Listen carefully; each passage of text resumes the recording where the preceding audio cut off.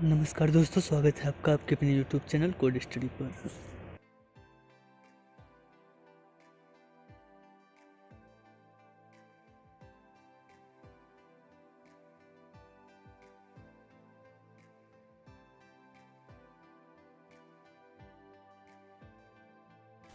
Hello दोस्तों, देखिए हम हैकर रैंक के पेज पे आ गए हैं और आज हम क्वेश्चन सॉल्व करेंगे पाइथन में इंटरव्यू प्रिपरेशन किट से।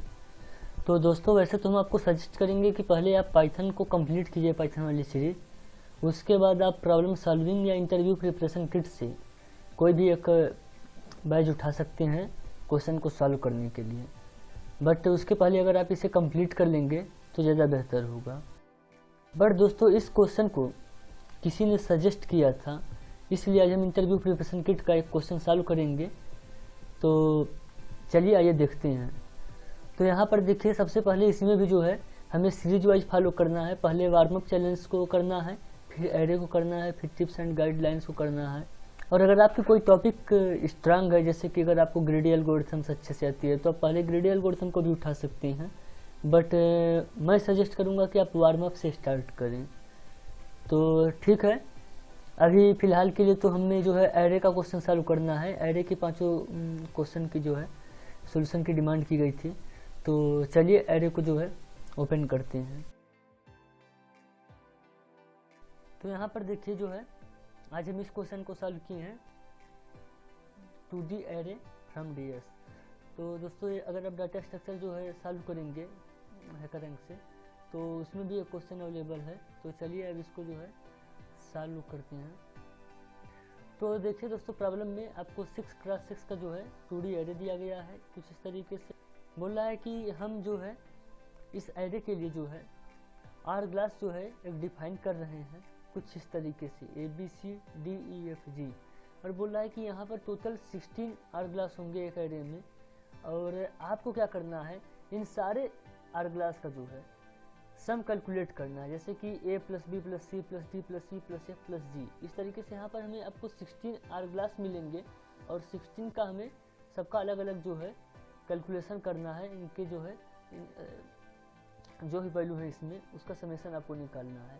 और आपको फाइंड करना है कि किस आर ग्लास का जो है सम मैक्सिमम है, और जो मैक्सिमम सम है उसको आपको प्रिंट करा देना है। यहाँ पर देखिए बोल रहा है कि एक सैंपल इनपुट लिया गया है इस तरीके से 6x6 ग्लास का एरे, और यहाँ पर कुछ इस तरीके से आर ग्लास मिल लेंगे। और टोटल जो है और जो हम सबका समेशन निकालेंगे अलग अलग तो हमें जो है 19 मिलेगा। तो हमें जो है मैक्सिमम जो वैल्यू मिलेगी वो 19 मिलेगी। और यहाँ पर बोला है there are 16 hourglass in array, एक एरे में जो है 16 आर ग्लास होंगे। तो ये कैसे होंगे, आइए इसको दिखाते हैं किस तरीके से आर ग्लास बन रहा है।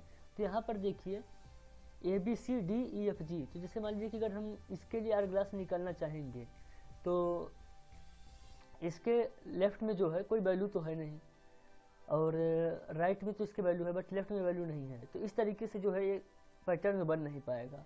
बट अगर आप इस 1 के लिए देखें तो यहाँ पर देखिए इसके साइड भी 1 है और इस साइड भी 1 है, और फिर यहाँ पर मिडिल में 1 है, और फिर यहाँ पर साइड नीचे भी साइड में 1 है। और हमें ये साइड की ये बीच वाली जो साइड की जो वैल्यू है 0 और 0, इसे हमें एक्सक्लूड कर देना है, इसे हमें नहीं रखना है। मतलब कि ये 3 1 और फिर ये बीच का 1 और फिर ये 3 नीचे का 1। इस तरीके से इस 1 के लिए जो है एक आर ग्लास डिफाइन हो गया। अब पहला हुआ, अब दूसरा कैसे होगा, दूसरा इसके लिए हम करेंगे। इसके लिए करेंगे तो एक A1 और A1 और 0, 3 वैल्यू ए और फिर 0 और फिर नीचे के 1 1 0। इस तरीके से इसी तरीके से 0 के लिए भी हम डिफाइन करेंगे और इसी तरीके से 0 के लिए भी डिफाइन करेंगे।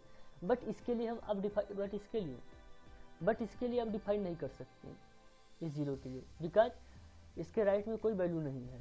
तो ठीक है, मतलब कि एक लाइन में हमें 4 आर ग्लास मिल रहे हैं। इसी तरीके से नेक्स्ट वाली लाइन में भी हमें 4 आर ग्लास मिलेंगे, और नेक्स्ट वाली लाइन में भी 4 आर ग्लास मिलेंगे, और इसके बाद फिर इस लाइन में भी 4 आर ग्लास मिलेंगे। बट दोस्तों अगर आप इस लाइन के लिए देखें तो यहाँ पर आर ग्लास नहीं मिलेगा, क्योंकि इसके लेफ्ट में वैल्यू है, राइट में वैल्यू है, इसके मिडिल में वैल्यू है। बट जो थर्ड लाइन में जो वैल्यू थी वो नहीं है, क्योंकि अब थर्ड लाइन तो है ही नहीं। तो यहाँ नीचे की जो 2 लाइन है इसमें किसी भी वैल्यू के लिए हम आर ग्लास नहीं निकाल सकते। तो सिर्फ ऊपर की 4 लाइन के लिए जो है, और वो भी बीच के मिडिल 4 पार्ट्स के लिए ही आर ग्लास हम डिफाइन कर सकते हैं। तो 4 आर ग्लास इधर, फिर 4 आर ग्लास इधर, फिर 4 आर ग्लास इधर और फिर 4 आर ग्लास इधर, तो टोटल 16 आर ग्लास जो है हमें मिल रहे हैं। तो इसी को जो है यहाँ पर बोल रहा है कि there are 16 hourglass in array. तो अब आप ये समझ गए होंगे कि आर ग्लास किस तरीके से बन रहा है, और अगर उसका समेशन हमें कैलकुलेट करना होगा तो a प्लस बी प्लस सी, मतलब कि अगर हमें इसके लिए आर ग्लास जो निकाले हैं, अगर इसके लिए समेशन निकालना होगा तो 1 + 1 + 1 3 प्लस ए वाला 1 4 और फिर 5 6 7, तो 7 आएगी। तो इस तरीके से हम सबके लिए जो है वैल्यू कैलकुलेट कर सकते हैं। तो अब आप समझ गए होंगे। अब यहाँ पर देखिए सैंपल इनपुट दिया है, एक सैंपल इनपुट दिया है, वही वाला इनपुट है, आई होप, हाँ बिल्कुल वही इनपुट है। तो इसके लिए जो आर ग्लास कैलकुलेट करके यहाँ पर दिखाया है कि ये सब आर ग्लास इसके लिए बनेंगे। और अगर आप जो है समेशन निकालना चाहे तो यहाँ पर देखिए 4 4 16 4 4 8 और 8 4 8 4 12 12 to 14, तो 14 आ रहा है। इसके लिए देखेंगे 4 + 4 + 2 10 हो जाएगा, और फिर यहाँ पर देखिए 2 12 फिर 14 15 16 17 18 19, तो इसके लिए 19 आ रहा है। और यही जो है मैक्सिमम होगा। यहाँ पर देखिए 2 4 4 2 1 2 4 जो है मैक्सिमम हो रहा है। Hourglass with the maximum sum 19 is a है, ये वाला है। तो हमें जो है इसका समेशन 19 मिला है, तो हमें यही 19 वैल्यू प्रिंट करनी है। हमें चेक करना है, सबका समेशन निकालना है और फिर चेक करना है कि मैक्सिमम किसका है, और जो मैक्सिमम होगा उसी में प्रिंट करा देना है। तो दोस्तों यहाँ पर देखिए पहली लाइन में हमने मैथ मॉड्यूल को इंपोर्ट किया है। तो दोस्तों मैथ मॉड्यूल को क्यों इंपोर्ट करते हैं? मैथ मॉड्यूल को इंपोर्ट करते हैं, उसके अंदर कुछ पहले से जो है फंक्शंस होते हैं बने हुए, जिसका अगर आपको यूज करना हो अपने प्रोग्राम में, तो उसके लिए जो है मैथ मॉड्यूल को इंपोर्ट करना था। जैसे कि SQRT जो फंक्शन होता है स्क्वायर रूट कैलकुलेट करने के लिए, और उसी तरीके से फैक्ट फंक्शन होता है फैक्टोरियल कैलकुलेट करने के लिए। तो अगर आपको इन सब फंक्शन का यूज करना है तो आपको मैथ मॉड्यूल को जो है इंपोर्ट करना होगा। तो दोस्तों यहाँ पर पहले से ही मैथ मॉड्यूल को इंपोर्ट कर लिया है करेंट ने, कि अगर आपको यूज करना हो इसके फंक्शंस का तो आपको इंपोर्ट करने की जरूरत न पड़े। उसी तरीके से यहाँ पर देखिए OS को इंपोर्ट किया गया है। OS को इंपोर्ट करते दोस्तों हम बेसिकली ऑपरेटिंग सिस्टम से इंटरेक्ट करने के लिए, अगर हमें जैसे कि हम कोई प्रोग्राम अपना बना रहे हैं और उसमें हमें ये जानना चाहते हैं कि हम प्रोग्राम बना रहे हैं किस करंट वर्किंग डायरेक्टरी में बना रहे हैं, कि करंट वर्किंग डायरेक्टरी क्या है, तो उसके लिए एक फंक्शन होता है os.getCwd, जिसके थ्रू आप पता कर सकते हैं कि आप प्रोग्राम जो बना रहे हैं वो किस डायरेक्टरी में बना रहे हैं। तो आपको अगर ये जानना है कि आप किस डायरेक्टरी में बना रहे हैं तो आपको इसके लिए जो है ऑपरेटिंग सिस्टम से इंटरेक्ट करना पड़ता है, और ऑपरेटिंग सिस्टम से आप इंटरेक्ट OS मॉड्यूल के तहत करते हैं। अगर आप OS मॉड्यूल को इंपोर्ट नहीं करेंगे तो आप जो है ऑपरेटिंग सिस्टम से इंटरेक्ट नहीं कर सकते। उसी तरीके से रैंडम मॉड्यूल है। रैंडम मॉड्यूल को हम इंपोर्ट करते हैं, जैसे कि अगर हमारे लिस्ट में या हमारे सेट में बहुत सारी वैल्यू है और उसमें से हम कोई एक रैंडम वैल्यू जो है पिक करना चाहते हैं, तो इसके लिए जो हमें रैंडम मॉड्यूल को इंपोर्ट करना होता है। उसी तरीके से हम री इंपोर्ट करते हैं रेजेक्स के लिए। रेजेक्स मतलब रेगुलर एक्सप्रेशन। अगर हम जैसे रेगुलर एक्सप्रेशन दोस्तों यूज होता है स्ट्रिंग फॉर्मेटिंग के लिए, जैसे कि आप स्ट्रिंग को किसी एक स्पेशल फॉर्मेट में जो है यूज करना चाहते हैं, किसी स्पेशल फॉर्मेट में जो है उसे चेंज करना चाहते हैं, तो उसके लिए जो है हम रेजेक्स मॉड्यूल का जो है यूज करते हैं, री मॉड्यूल को इंपोर्ट करते हैं। तो वैसे तो दोस्तों रेजेक्स बहुत ही इम्पोर्टेंट टॉपिक है और बहुत ही बड़ी टॉपिक है। यूडमी पे इसके कोर्स भी पड़े हुए हैं रेजेक्स पे। बट दोस्तों अगर आपको रेजेक्स के बारे में जानना है तो कमेंट सेक्शन में मेंशन कर दीजिएगा, मैं रेजेक्स पर वीडियो बना दूंगा। कई पार्ट में वीडियो बनेगी, 4-5 वीडियो में जो हमें लगता है रेजेक्स कवर हो जाएगा, तो आप कमेंट करके बता दीजिएगा। और फिर यहाँ पर देखिए सिस मॉड्यूल को इंपोर्ट किया गया है। सिस मॉड्यूल को इंपोर्ट करते हैं हम अपने इंटरप्रेटर से इंटरेक्ट करने के लिए, जैसे कि यहाँ पर हैकर रैंक ने कौन सा पाइथन का इंटरप्रेटर यूज किया हुआ है, कौन सा उसका वर्जन है, करंट वर्जन, अगर ये सब जानना है आपको तो उसके लिए जो है हम सिस मॉड्यूल को इंपोर्ट करते हैं। इसके थ्रू जो है और भी हम बहुत सारे इंपॉर्टेंट काम कर सकते हैं। बट दोस्तों हम आपको बता दें कि यहाँ पर जितने भी मॉड्यूल इंपोर्ट किए गए हैं उनमें से सिर्फ एक मॉड्यूल का यहाँ पर यूज होगा OS का। बाकी जो भी हमने फंक्शंस बनाया है उसमें हमने कुछ ऐसा नहीं यूज किया है जिससे कि हमें मैथ मॉड्यूल की ज़रूरत पड़े, या फिर रैंडम मॉड्यूल की ज़रूरत पड़े, या फिर रेगुलर एक्सप्रेशन री मॉड्यूल की ज़रूरत पड़े। और यहाँ पर सिस मॉड्यूल की भी कोई ज़रूरत नहीं है। तो अगर आप इन सबको कमेंट बना देंगे तो भी जो है ये प्रोग्राम रन करेगा।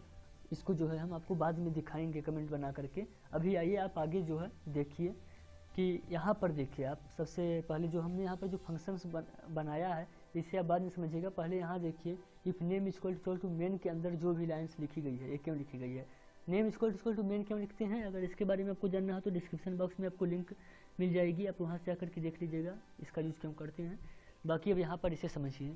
तो यहाँ पर देखिए FPTR जो एक नाम का FPTR नाम से एक वेरिएबल है और यहाँ पर हमने यूज़ किया है ओपन फंक्शन का। ओपन फंक्शन के अंदर हम पास कर रहे हैं os.environ और फिर आउटपुट पाथ जो है ब्रैकेट में, और इसे हम ओपन कर रहे हैं राइट मोड में। राइट मोड यहाँ पर देखिए दोस्तों, ये जो ओपन फंक्शन होता है इसके थ्रू जो है हम किसी फाइल में जो है ऑपरेशन कर सकते हैं। जैसे कि आप फाइल हैंडलिंग पढ़े होंगे तो उसमें रीड ऑपरेशन होता है, राइट ऑपरेशन होता है, बहुत सारे ऑपरेशन होते हैं, अपेंड ऑपरेशन होता है।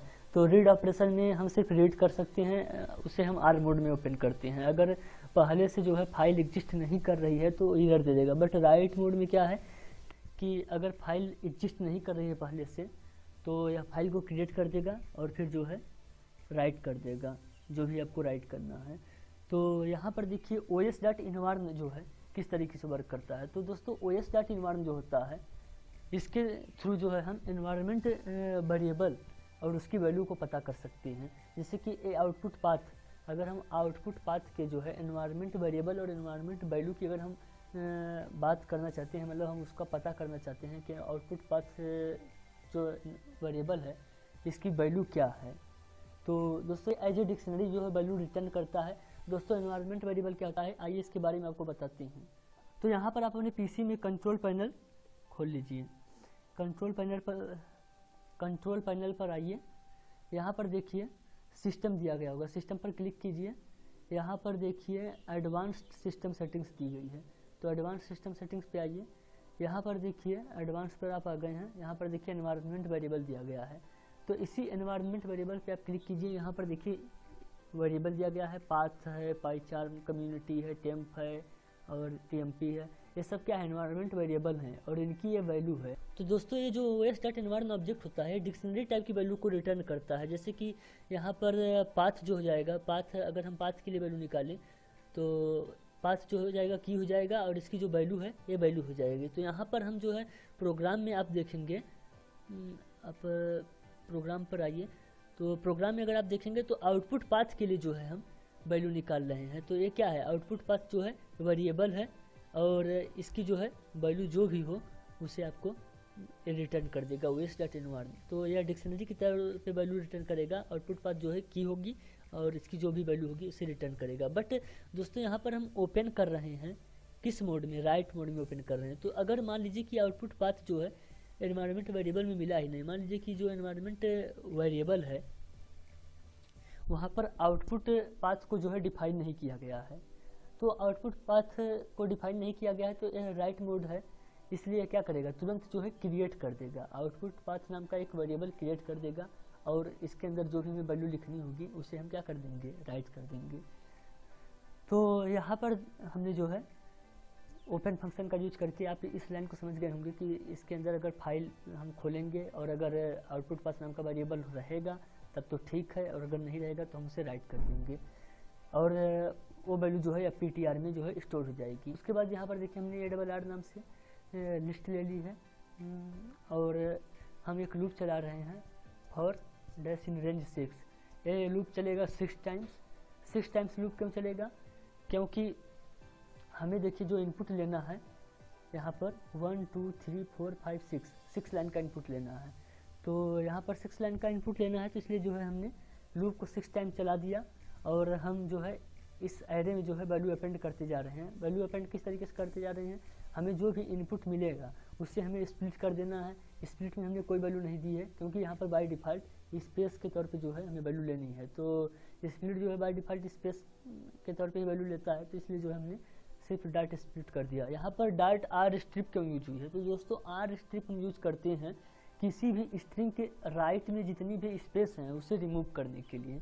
जैसे कि दोस्तों अगर यहाँ पर हम मैक्सिमम मान लीजिए अगर इसको एक स्ट्रिंग के तौर पे ले लिया मैक्सिमम को तो इसके बाय डिफ़ॉल्ट में अगर जो इतने स्पेस हैं इसको ये क्या करता है रिमूव कर देता है। वैसे दोस्तों यहाँ पर डाट आर स्ट्रिप का कोई मतलब नहीं है, अगर आप डाट आर स्ट्रिप को हटा भी देंगे तो भी आपके इनपुट तो भी जो आप इनपुट ले रहे हैं वो आप बिल्कुल सक्सेसफुली ले पाएंगे। बस एक स्टैंडर्ड तरीका फॉलो करने के लिए इसने ले लिया है कि अगर राइट में कोई भी स्पेस हो तो जो है उसे रिमूव कर दें। तो देखिए यहाँ पर एरे में जो है हमने वैल्यू ले लिया इनपुट के तौर पे। अब उसको जो है हमने मैप फंक्शन के थ्रू जो है इटरेट कर करके हमने इंट में कन्वर्ट कर लिया। इंट में कन्वर्ट करने के बाद जो है हमने उसे लिस्ट में चेंज कर दिया। अब जो है एरे में जो है लिस्ट के फॉर्म में वैल्यू जो है स्टोर हो चुकी है। अब जो है हम आर ग्लास सम को कॉल कर रहे हैं। इसमें एक वैल्यू पास हुई है ARR, ये जो जिसमें हम वैल्यू को क्या है स्टोर किए हैं। इसको आर्गुमेंट के तौर पे देख के हम आर ग्लास को जो है कॉल कर रहे हैं। और जब हम इसे कॉल करेंगे तो यह कहाँ पर जाएगा, यह चला जाएगा यहाँ पर। और इस फंक्शन के अंदर जो भी कोड डिफाइन किए गए हैं वो जो है एग्जीक्यूट होगा और जो यहाँ पर वैल्यू रिटर्न होगी वो आकर के यहाँ पर स्टोर हो जाएगी और वो वैल्यू इसमें असाइन हो जाएगी रिजल्ट में। तो दोस्तों इस तरीके से जो है if name equal to main के अंदर जो भी कोड लिखा गया वर्क करेगा। उसके बाद यहाँ पर fptr.write, उसके बाद जो है हम fptr में जो भी हमें वैल्यू मिली है रिजल्ट के तौर पे उसको क्या है हम स्ट्रिंग में कन्वर्ट करके जो है राइट कर दे रहे हैं। तो दोस्तों जो भी हम रीड या राइट ऑपरेशन करते हैं फाइल में उसे हम स्ट्रिंग एज ए स्ट्रिंग जो है करना पड़ता है। तो यहाँ पर हमने str जो है फंक्शन का यूज़ करके उसे स्ट्रिंग में कन्वर्ट कर दिया और जो है हम अपनी फाइल जो भी हम यहाँ पर ओपन किए थे आउटपुट पाथ की उसमें क्या है राइट कर दिया। राइट करने के बाद जो है ये आउटपुट पाथ क्या था एनवायरनमेंट वेरिएबल था, उसकी वैल्यू जो है जो भी हमारा रिजल्ट आया है वो हो गई है। और यहाँ पर प्लस बैकस्लैश n का यूज़ किया गया है। बैकस्लैश n का इसलिए यूज़ करते हैं कि जब भी हम जैसे फाइल में कुछ भी चीज़ लिखते हैं तो लिखने के बाद जो है हमें लाइन चेंज करके लिखते हैं, दूसरी लाइन में लिखते हैं अगर दोबारा लिखना होता है। तो इससे हमें पता चलता है कि हमने वैल्यू को जो है कितनी बार राइट किया है। इससे हमें पता चलता है कि हम उस फाइल में कितनी बार वैल्यू को राइट किए हैं। तो इसलिए यहाँ पर बैकस्लैश n का यूज़ किया गया है। अगर आप इस बैकस्लैश n का यूज़ नहीं भी करेंगे तो भी ये कोड आपका सक्सेसफुली एग्जीक्यूट होगा। उसके बाद जो है हम लिखने के बाद जो है इसे क्लोज कर दिए हैं। और यहाँ पर देखिए जो है हम एक बार भी प्रिंट फंक्शन का यूज़ नहीं किए, हम कुछ भी प्रिंट नहीं करा रहे हैं, हम सीधा यहाँ पर राइट किए हैं और वही वैल्यू जो है हमें दिखेगी आउटपुट के तौर पर। तो अब आप इसे समझ गए होंगे कि किस तरीके से वर्क कर रहा है। अब यहाँ पर आइए देखिए आर ग्लास सम को जो है हमने किस तरीके से डिफाइन किया है। तो आर ग्लास सम में एरे नाम से एक वैल्यू थी ARR नाम से। उसके बाद जो है हमने करंट सम नाम की एक वैल्यू लिया, करंट सम नाम का एक वेरिएबल लिया, उसमें हमने वैल्यू सेंड कर दिया 0। और उसके बाद जो है हमने mxm नाम का एक जो है एक खाली लिस्ट बना ली है, इसमें बाद में हम वैल्यू अपेंड करेंगे। तो दोस्तों उसके बाद देखिए हमने एक लूप चलाया फॉर i इन रेंज 4। तो यहाँ पर i जो है रो को रिप्रेजेंट कर रहा है। तो हम रो को 4 टाइम्स क्यों रन कराएं। तो यहाँ पर देखिए जो हम आर ग्लास कैलकुलेट कर रहे हैं तो पहली लाइन के लिए अगर हम देखें तो हमें कितना 4 आर ग्लास मिला, फिर दूसरी के लिए 4 आर ग्लास मिला, फिर तीसरी के लिए, फिर चौथी के लिए। तो हमें सिर्फ 4 बार जो है चलाना है, मतलब कि आई की वैल्यू कितनी होनी चाहिए 1 2 3 4, हमें सिर्फ 4 बार कैलकुलेट करना है। और हर 4 बार के लिए हमें फिर 4 बार जे की वैल्यू चलानी है, जैसे कि पहले के लिए 1 2 3 4, फिर दूसरे के लिए भी 4 बार चलानी है। तो इस तरीके से हमें हर आई की वैल्यू के लिए जे को 4 टाइम्स चलाना है और आई को भी 4 टाइम्स ही चलाना है। तो यहाँ पर देखिए हमने जो है लूप चला दिया फॉर आई इन रेंज 4 और फॉर जे इन रेंज 4, हमने दोनों को जो है 4 टाइम्स चला दिया। तो दोस्तों यहाँ पर देखिए हमने करंट सम में वैल्यू असाइन की है summation of array I cross J such that j+3। तो जे चल रहा है जे से लेकर के j+3 तक और आई की वैल्यू जो है 0 होगी, फिर 1 होगी, फिर 2 होगी। तो यहाँ पर देखिए अगर हम इसके लिए कैलकुलेट करें यहाँ पर फर्स्ट वैल्यू के लिए आर ग्लास, तो इसके लिए तो जो है हम कैलकुलेट नहीं कर सकते, इसके लिए डिफाइन नहीं होगा आर ग्लास, बट इसके लिए डिफाइन होगा। तो अगर हम इसके लिए कैलकुलेट करना स्टार्ट करें तो हम आई की वैल्यू कहाँ से कहाँ तक चला रहे हैं। फर्स्ट टाइम आई की वैल्यू 0 0 0 0 1 0 2, मतलब कि यहाँ पर आई की वैल्यू 0 है और इसके लिए कॉलम की वैल्यू क्या हो जाएगी जे की वैल्यू 0 हो जाएगी। तो ये हो जाएगा 0 0 एलिमेंट है 0 1 या 0 2। तो 0 0 0 1 0 2 हमें लेना है। उसके बाद दूसरी बार हमें क्या लेना है, हमें 1 1 लेना है, मतलब कि आई की वैल्यू एक इंक्रीज हो जाएगी और 1 1 हमें ले लेना है, सिर्फ 1 1 वाला लेना है। और फिर दोबारा तीसरी लाइन के लिए आई की वैल्यू क्या हो जाएगी, आई की वैल्यू 0 1 2, आई की वैल्यू 2 हो जाएगी और 2 0 2 1 2 2 लेना है। तो उसके लिए हमने यहाँ पर देखिए कोड लिख दिया। फर्स्ट टाइम हम असाइन कर रहे हैं, आई की वैल्यू 0 है और फिर यहाँ पर जे की वैल्यू क्या हो जाएगी, जे सच दैट जे से 3 तक चलेगा। तो जे की वैल्यू 0 है तो 0 से लेकर के 3, तो 3 वाली वैल्यू तो एक्सक्लूडेड होगी, तो 0 से लेकर के 0 1 2 क्योंकि लास्ट वैल्यू एक्सक्लूडेड होती है। तो जब भी हम स्लाइसिंग ऑपरेटर यूज़ करते हैं तो यहाँ पर लास्ट वैल्यू क्या होती है, एक्सक्लूडेड होती है, तो इसलिए यहाँ पर 0 से लेकर के 0 1 2 तक चलेगा। तो यहाँ पर देखिए 0 0 1 0 2 जो है हमें इसके थ्रू मिल जाएगा। फिर दोबारा हमें क्या लेना है, आई की वैल्यू क्या हो जाएगी, 1 हो जाएगी इसके लिए, यहाँ पर इसके लिए आई की वैल्यू 1 हो जाएगी और हमें सिर्फ एक वाली वैल्यू लेनी है, सिर्फ यही मिडिल वाली। तो 1 1 हमें मतलब कि वो ये वैल्यू जाएगी 1 0 1 1 1 2, तो हमें सिर्फ 1 1 वैल्यू लेनी है। फिर दोबारा हमें क्या लेना है 2 1 2 2 2 0 2 1 2 2 2 0 2 1 2 2, तो उसके लिए फिर हमने कर दिया जे सच दैट जे प्लस 3, मतलब कि जे की वैल्यू 0 रहेगी और 0 से लेकर के 0 1 2 तक जाएगा।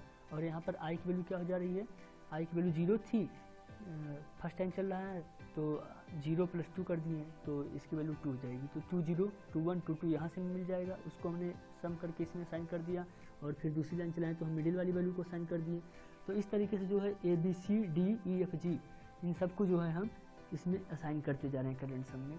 इसका समेसन हम जोड़ जोड़ के असाइन करते जा रहे हैं। अब इतना करने के बाद जो है हमें समेसन पूरा मिल गया एक आर ग्लास का। इसी तरीके से जब दोबारा लूप चलेगा तो दूसरे के लिए हमें समेसन मिल जाएगा, तीसरी बार चलेगा तो तीसरे के लिए हमें, इस तरीके से सब करंट सम में जो है वैल्यू आती जाएगी। और हमें MXM नाम से हमने एक जो है लिस्ट बना रखी थी, खाली लिस्ट थी ये, इसमें हम जो है करंट सम को असाइन कर दिए। तो करंट सम की जितनी भी सारी वैल्यू थी सब जो है एज ए लिस्ट इसमें असाइन हो गई। अब हमें करना क्या है, और हाँ दोस्तों देखिए अब जब एक बार लूप यहाँ पर चल रहा है तो करंट सम में क्या हो रहा है, सारी वैल्यू असाइन हो जा रही है, एक आर ग्लास का सम हम जो है कैलकुलेट कर ले रहे हैं। बट कैलकुलेट करने के बाद दोस्तों हमें जब दोबारा चलाना है करंट सम तो फिर दोबारा करंट सम की वैल्यू 0 हो जानी चाहिए। तो यहाँ पर उसी को हमने यहाँ पर 0 से साइन कर दिया, क्योंकि अगर दोबारा 0 नहीं कर देंगे हम तो फिर इस जो करंट सम में वैल्यू थी वो फिर से दोबारा वो भी असाइन हो जाएगी। तो जैसे कि अगर पहले की वैल्यू, पहले आर ग्लास की वैल्यू 10 आई तो फिर जब हम दोबारा लूप चलाएंगे तो अगर उसकी वैल्यू 9 आ रही है तो टोटल 19 आ जाएगी। बट हमें क्या चाहिए, हमें पहले की 10 चाहिए, फिर दूसरे की 9 चाहिए। तो यहाँ पर एक बार कैलकुलेट करने के बाद हम उसे इसमें असाइन कर दे रहे हैं, असाइन करने के बाद फिर से हम 0 पे इनिशियलाइज कर दे रहे हैं और फिर दोबारा से जो है वैल्यू चलेगी, लूप चलेगा। और फिर जब हमें मैक्सिमम में जो है सारी जो है वैल्यू करंट सम की मिल जा रही है एज अ लिस्ट, तो मैक्सिमम को हमने क्या कर दिया, 60 कर दिया। 60 कर देने से जो है हमें टोटल 16 आर ग्लास मिले थे, तो 0 से लेकर के 15 तक 16वां आर ग्लास जो होगा वो 15 इंडेक्स पे होगा और पहला 0th इंडेक्स पे।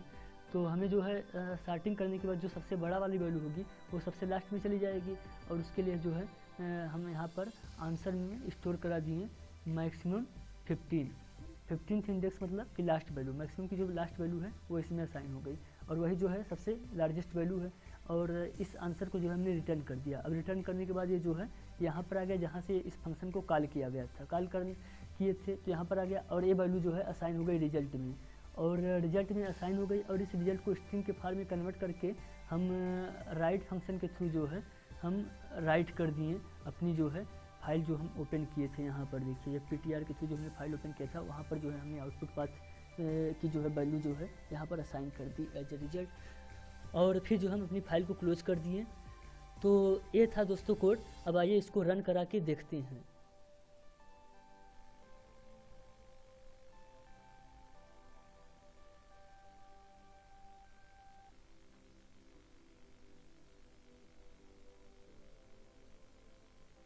तो यहाँ पर देखिए सिंपल टेस्ट का 0 1 2 तीनों किया जो है सक्सेसफुली एग्जीक्यूट हो गया है।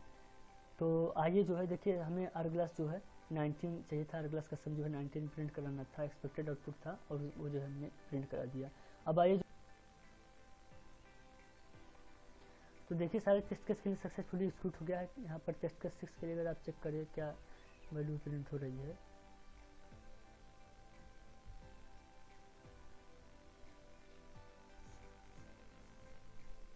तो देखिए यहाँ पर नेगेटिव वैल्यूज भी दी गई थी, बट इसके लिए भी जो है सक्सेसफुली एक्सपेक्टेड आउटपुट हमारा प्रिंट हो गया है। तो चलिए अब इस कोड में जो है कुछ लाइंस को हम कमेंट बना के आपको दिखाते हैं कि कमेंट बनाने के बाद भी जो हमारा प्रोग्राम किस तरीके से एग्जीक्यूट हो रहा है। तो आइए इसे देखिए कमेंट बनाते हैं मैथ को, क्योंकि हमने मैथ मॉड्यूल्स के किसी भी फंक्शन का यूज नहीं किया है। और यहाँ पर देखिए OS को तो हम नहीं कमेंट बना सकते, क्योंकि यहाँ पर OS.env हमने यूज किया था। और रैंडम को भी बना देते हैं कमेंट, री को भी कमेंट बना देते हैं, और सिस को भी कमेंट बना देते हैं। अब आइए जो है इस कोड को रन कराते हैं। हाँ, यहाँ पर देखिए हम कमेंट बनाने के लिए यहाँ पर आर स्ट्रिप को बोले थे हम बोले थे कि आर स्ट्रिप का भी अगर यूज नहीं करेंगे आप, आर स्ट्रिप का अगर आप यूज नहीं करेंगे तो भी जो है आपका कोड सक्सेसफुली एग्जीक्यूट होगा। तो चलिए इसे भी चेक कर लेते हैं। तो इसे भी हटा दिया हमने। अब आइए इस कोड को एक बार रन कराते हैं।